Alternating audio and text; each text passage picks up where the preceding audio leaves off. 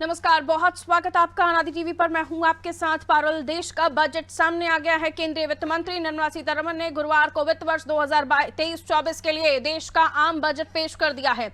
अगले साल होने वाले लोकसभा चुनाव से पहले ये मोदी सरकार 2.0 का आखिरी पूर्ण बजट रहा। बजट की घोषणाओं पर भी इसका असर देखने को मिला। वित्त मंत्री निर्मला सीतारमण ने इनकम टैक्स में 8 साल बाद बड़ी राहत दी है। अब सालाना 7 लाख रुपए तक की कमाई होने पर इनकम टैक्स नहीं देना होगा। हालांकि ये सिर्फ नई टैक्स रिजीम में मिलेगा। अभी भी इनकम टैक्स रिटर्न भरने के 2 ऑप्शन बने रहेंगे। मोबाइल फोन, इलेक्ट्रिक व्हीकल्स, खिलौना, साइकिल सस्ते, तो वहीं चांदी का सामान, सिगरेट, इलेक्ट्रिक किचन चिमनी महंगे होंगे। वरिष्ठ नागरिक खाता स्कीम की सीमा 4.5 से बढ़ाकर 9 लाख की जाएगी। बजट में मोदी सरकार ने युवाओं के लिए भी बड़े ऐलान किए हैं। प्रधानमंत्री कौशल विकास योजना 4.0 की शुरुआत की जाएगी। देश के राज्यों में 30 सिकल इंडिया इंटरनेशनल सेंटर स्थापित किए जाएंगे। एकलव्य विद्यालयों में 38,000 शिक्षकों की भर्ती की जाएगी। महिला सम्मान बचत पत्र योजना शुरू होगी। इसमें महिलाओं को 2 लाख की बचत पर 7.5% का ब्याज मिलेगा, यानी उल्टा रिटर्न मिलेगा। पीएम आवास योजना पर फंड 66% बढ़ाकर 79,000 करोड़ रुपए किया जा रहा है।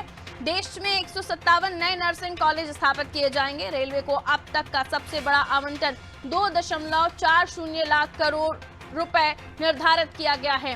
2013-14 में दिए गए आवंटन से 9 गुना ज्यादा है। 50 अतिरिक्त एयरपोर्ट, हेलीपैड, वाटर एरोड्रोम, इनका नवीनीकरण किया जाएगा। वहीं करीब 1 घंटा 27 मिनट के बजट भाषण में निर्मला सीतारमण ने गरीबों के लिए बड़ा ऐलान किया। उन्होंने कहा कि गरीबों को मुफ्त अनाज की स्कीम 1 साल और चलेगी। 50 नए एयरपोर्ट और हेलीपैड बनाए जाएंगे। एमएसएमई को 9,000 करोड़ की क्रेडिट गारंटी और ऊर्जा सुरक्षा के लिए 35,000 करोड़ रुपए जैसे बड़े ऐलान इस बजट में किए गए हैं। तो देश का आम बजट जनता के सामने आ चुका है। वित्त मंत्री निर्मला सीतारमण ने अपना बजट भाषण जनता के सामने रख दिया है।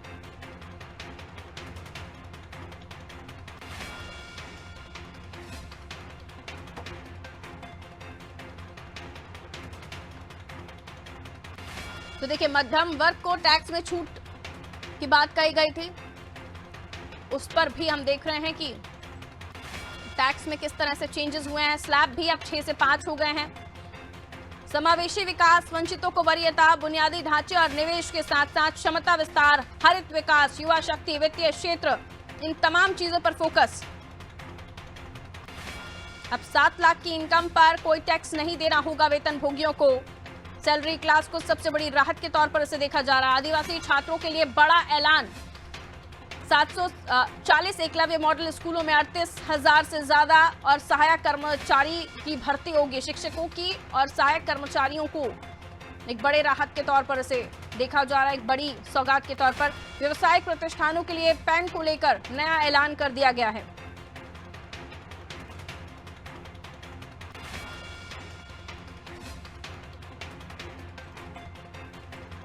वहीं आपको बता दें, ऊर्जा सुरक्षा के क्षेत्र में 35,000 करोड़ रुपए का निवेश।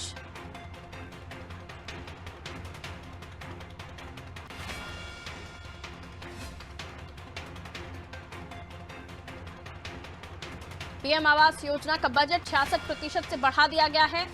79,000 करोड़ रुपए पीएम आवास योजना का बजट कर दिया गया है।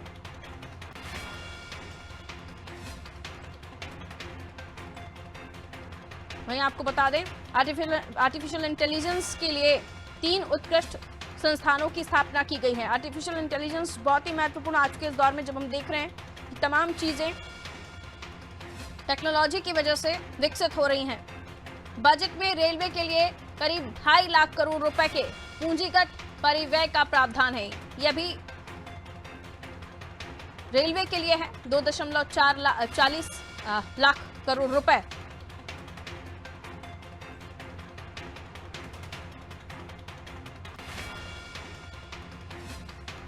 वहीं बजट में रेलवे के लिए जो प्रावधान है उससे रेलवे को भी बूस्ट मिलेगा और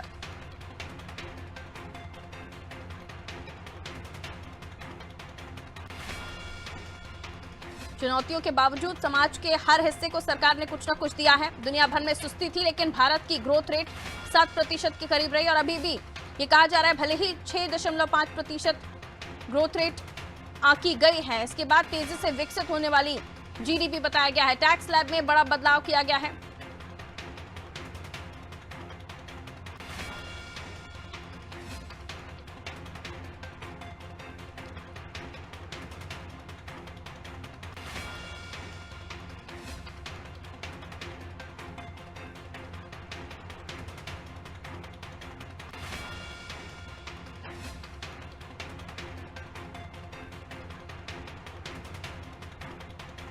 महिला बचत योजना में 2 लाख निवेश की छूट, वहीं बुजुर्गों की बचत सीमा 15 से बढ़ाकर 30 लाख की गई है। 7 लाख तक की इनकम टैक्स पर कोई भी टैक्स नहीं लगेगा। जो टैक्स स्लैब में बदलाव किए गए हैं उसके बाद अब देखिए 7 लाख तक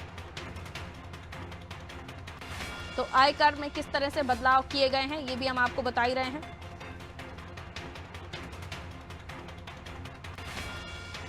आईएफएससी एक्ट में बदलाव, महिला सम्मान योजना 2025 तक चलेगी। महिलाओं को बचत पर 7.5% ब्याज मिलेगा। कुछ चीजें सस्ती तो कुछ चीजें महंगी भी हुई हैं।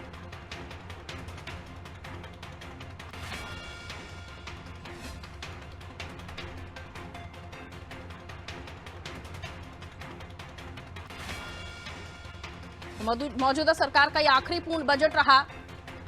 सीतारमण ने कहा यह अमृतकाल में पहला बजट है। भारतीय अर्थव्यवस्था सही रास्ते पर है। आने वाले 25 सालों का रोड मैप इस बजट में दिखेगा। कोरोना के बावजूद अर्थव्यवस्था में अभूतपूर्व प्रगति हुई है।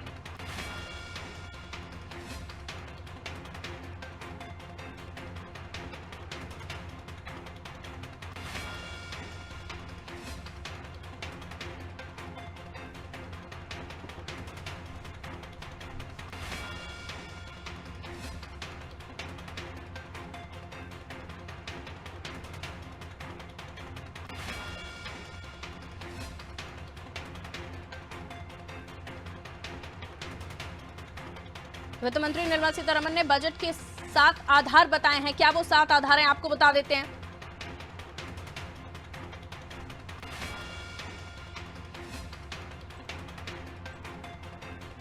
वित्त मंत्री निर्मला सीतारमण ने बजट को लेकर 7 आधार बनाए।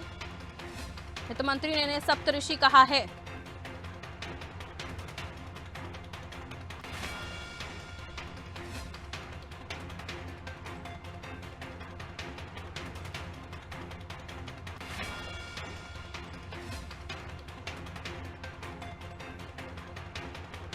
समावेशी विकास, वंचितों को वरीयता इस बजट में दी गई है।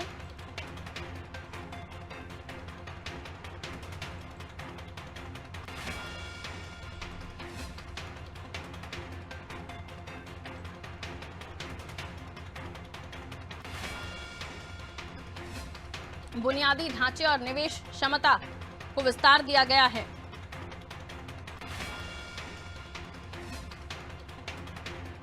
बुनियादी ढांचे और निवेश क्षमता को विस्तार, हरित विकास, युवा शक्ति, वित्तीय क्षेत्र,